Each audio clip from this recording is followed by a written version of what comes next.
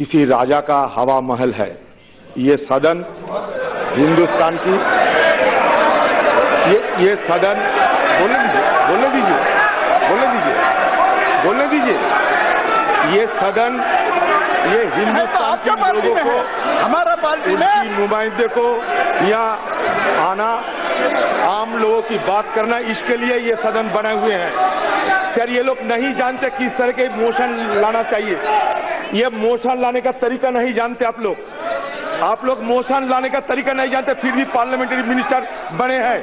हम आई बोलना आपने किसी को स्पीकर साहब ने उस दिन थे जब ये सदन में चर्चा हो, वो अपनी पार्टी के नेता है, अनुभवी सांसद है।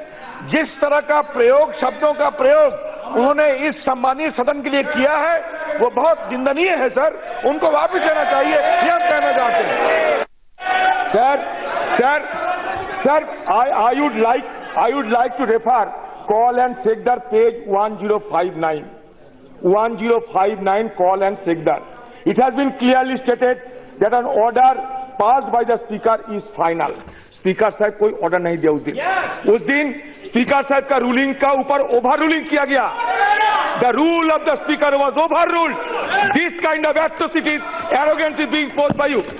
अब 374A को पढ़ लीजिए जनाब, 374A को पढ़ लीजिए। Rule 374A, notwithstanding anything contained in rules 373 and 374 in the event of a grave disorder occasioned by a member coming into the well of the house or abusing the rules of the house persistently and willfully obstructing its business by shouting slogans or otherwise, such member shall, on being named, again I am reiterating, on being named by the speaker, stand automatically suspended from the service of the house for 5 consecutive sittings or the remainder of the session whichever it is.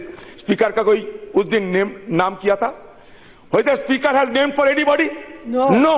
Speaker, the house was continuing on.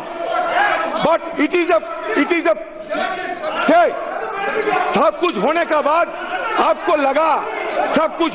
आपको लगा कि ये हमारे 2 सदस्यों के खिलाफ कोई कार्रवाई किया जाए। अध्यक्ष महोदय, मैं आपका ध्यान विनम्रता से 374 क के खिलाफ सामने ले जाना चाहता हूं। नियम 373 और 374 में अंतर्विष्ट किसी भी बात के होते हुए भी किसी सदस्य और अध्यक्ष के आसन के निकट आकर अथवा आगे सुनना चाहिए अथवा सभा में नारे लगाकर या अन्य प्रकार से सभा की कार्यवाही में बाधा डालकर लगातार जानबूझकर सभा के नियमों का उल्लंघन करता है। अव्यवस्था उत्पन्न किए जाने की स्थिति में अध्यक्ष जी द्वारा नाम लिए जाने का प्रावधान है। तो ऐसा नहीं है कि सिर्फ अध्यक्ष जी के सामने करेंगे।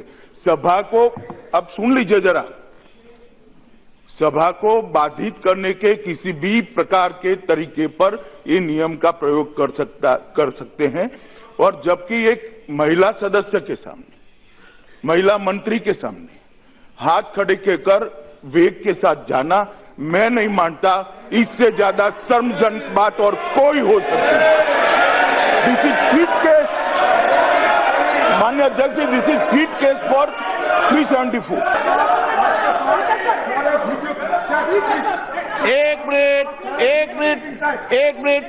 एक मिनट सब बैठ जाइए, सब बैठ जाओ। 1 मिनट प्लीज, मैंने प्लीज 1 मिनट सिट डाउन। हाँ प्लीज। माननीय सभी माननीय संसद सदस्यगण, हम सबको इस संसद की मर्यादा को ध्यान में रखना चाहिए।